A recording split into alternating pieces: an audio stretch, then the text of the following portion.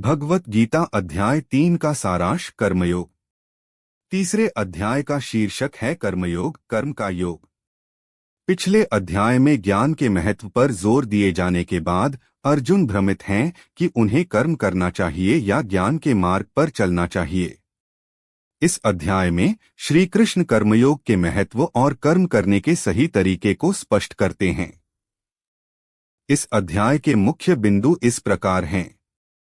कर्म की अनिवार्यता। श्री कृष्ण कहते हैं कि कोई भी मनुष्य क्षण भर के लिए भी कर्म किए बिना नहीं रह सकता। प्रकृति के गुणों के कारण हर कोई कर्म करने के लिए विवश है।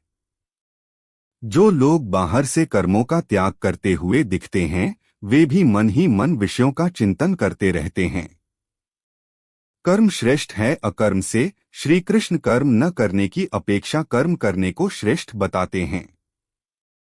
कर्म किए बिना तो शरीर का निर्वाह भी संभव नहीं है। यज्ञ का महत्व और सृष्टि चक्र। श्री कृष्ण यज्ञ के भाव से किए गए कर्मों के महत्व को बताते हैं।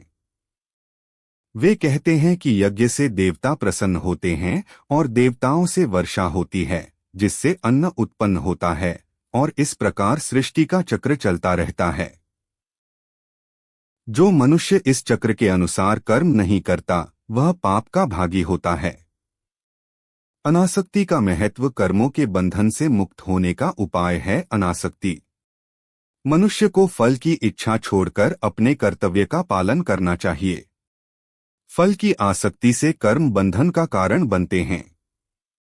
ज्ञानी पुरुषों का उदाहरण। श्री कृष्ण ज्ञानी पुरुषों का उदाहरण देते हैं जिन्होंने अनासक्त भाव से कर्म करके ही सिद्धि प्राप्त की। वे स्वयं भी, यद्यपि उन्हें कुछ भी प्राप्त करने की आवश्यकता नहीं है, लोक कल्याण के लिए कर्म करते रहते हैं। अज्ञानी का अनुसरण न करें।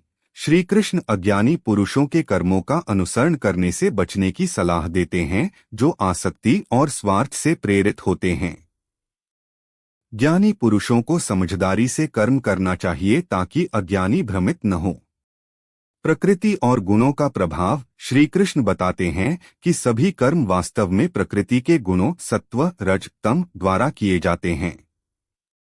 अहंकार के कारण मनुष्य स्वयं को कर्ता मानता है। इन गुणों के प्रभाव को समझकर मनुष्य कर्मों के प्रति अनासक्त हो सकता है। इंद्रिय निग्रह का महत्व। श्री कृष्ण इंद्रियों को वश में करने के महत्व पर जोर देते हैं। जो मनुष्य ऊपर से इंद्रियों को रोककर मन से विषयों का चिंतन करता है, वह पाखंडी है। सच्चा कर्मयोगी वह है जो मन से इंद्रियों को नियंत्रित करके अनासक्त भाव से कर्म करता है। अपने धर्म का पालन श्रेष्ठ। श्री कृष्ण अपने स्वाभाविक कर्तव्य स्वधर्म का पालन करने को श्रेष्ठ बताते हैं, भले ही वह त्रुटिपूर्ण लगे। दूसरे के धर्म का अच्छी तरह से पालन करने की अपेक्षा अपने धर्म का पालन करना बेहतर है, क्योंकि इसमें स्वाभाविक रूप से आसक्ति कम होती है। कर्मों का मूल कारण इच्छा और क्रोध। अर्जुन पूछते हैं कि मनुष्य किस प्रेरणा से अनिच्छा होते हुए भी पाप कर्म करता है। श्री कृष्ण उत्तर देते हैं कि रजोगुण से उत्पन्न होने वाली इच्छा, काम और क्रोध ही इसके मुख्य कारण हैं। ये मनुष्य के ज्ञान को ढक लेते हैं और उसे पाप कर्म करने के लिए प्रेरित करते हैं।